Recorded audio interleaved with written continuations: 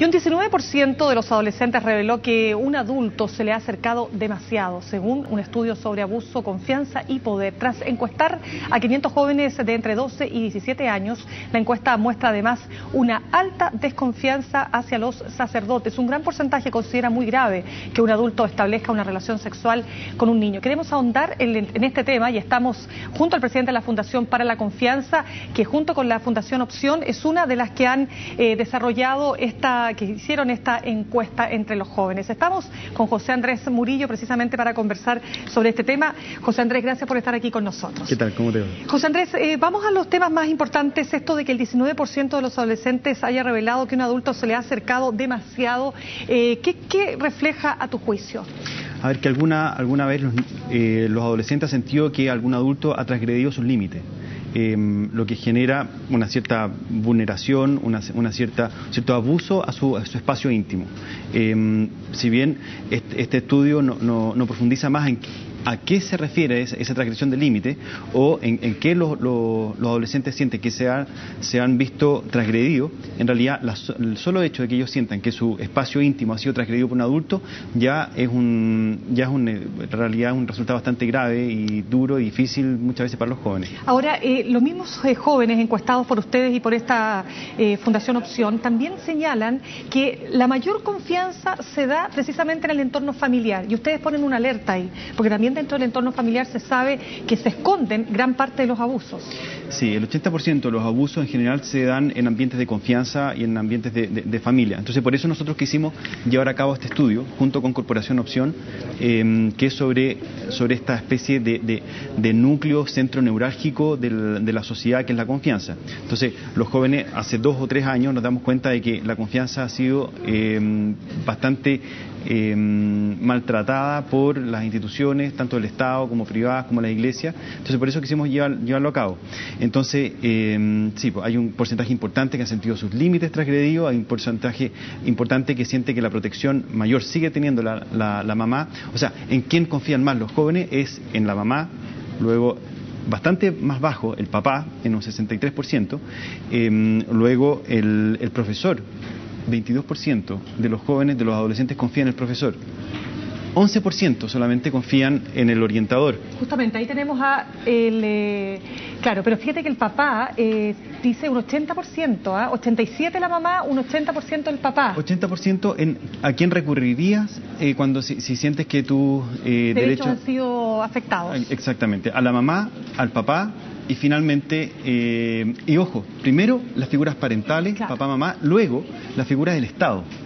O sea, el Sename y Carabineros sigue siendo importante en temas de alguna agresión, alguna situación de abuso. Y el psicólogo no deja de ser importante igual. Pero les llamó la atención que Sename y Carabineros arrojara cifras tan altas como el 60% en el caso. La verdad es que para mí fue bastante impactante que los adolescentes siguen confiando bastante en el Estado, en Carabineros y en el Sename.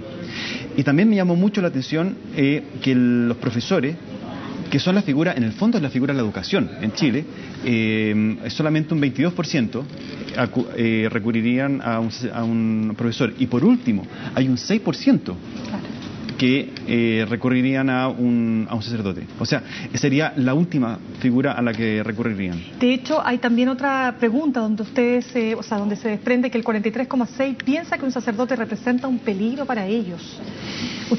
Tú dirías particularmente, José Andrés, que tiene mucho que ver con lo que ustedes denunciaron con el caso Caradima y la repercusión que esto tuvo en nuestro país. La verdad es que puede que tenga que ver, o puede que sea al revés, que nosotros denunciamos este caso justamente porque ya había una desconfianza importante y por eso tuvo esa repercusión. O sea, yo creo que aquí la merma de confianza, el problema de la confianza es un problema mayor que recién ahora nos estamos dando cuenta y que tiene que ver con la Iglesia, sí, pero tiene que ver con el Estado, tiene que ver con la familia, con la institución de la familia, y que yo creo que finalmente lo que muestra esto es que hay mucho trabajo por hacer, una reconstrucción de la confianza o cuáles son las figuras que hay que fortalecer en el Estado. Si el Estado es una figura importante para cuando los jóvenes o los adolescentes sienten que han sido transgredidos en sus derechos, entonces ahí hay algo que hacer. Y si los profesores y los orientadores, que se supone que son a aquellos personajes de autoridad a los que deberían recurrir los adolescentes cuando tienen algún problema, un 11% solamente recurre a ello, entonces hay un problema grave. Claro, ahora llama la atención lo siguiente, la mayor parte de los peligros, dicen ellos, bueno, hablan de los sacerdotes, un 43,6, pero un 70,4 piensa que es un desconocido.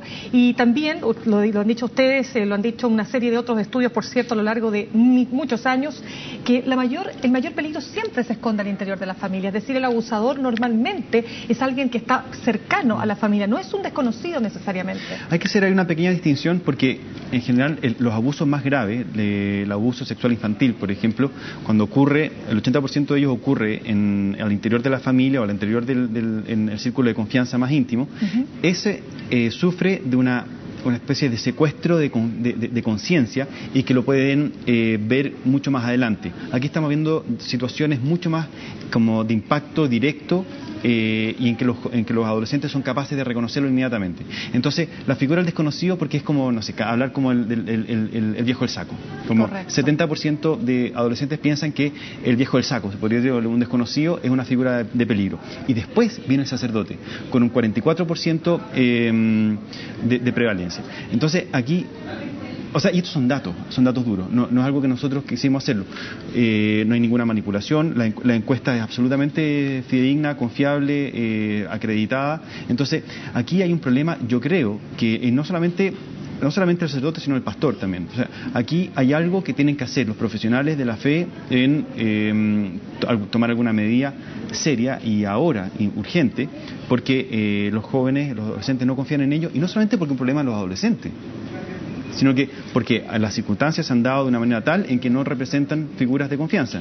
José Andrés, y para terminar, ¿cómo hacer que no se vuelva ¿cómo explicártelo?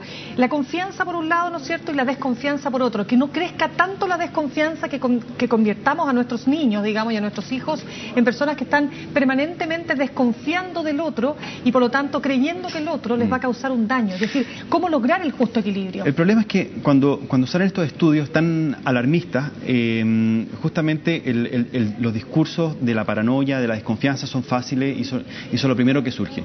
Entonces, lo que habría que hacer, creo yo, encontrar este término medio entre la confianza ciega, de alguna manera, y la desconfianza total, y que para mí y para nosotros en nuestra fundación, y estamos trabajando con otros más como Corporación Opción, es la confianza lúcida.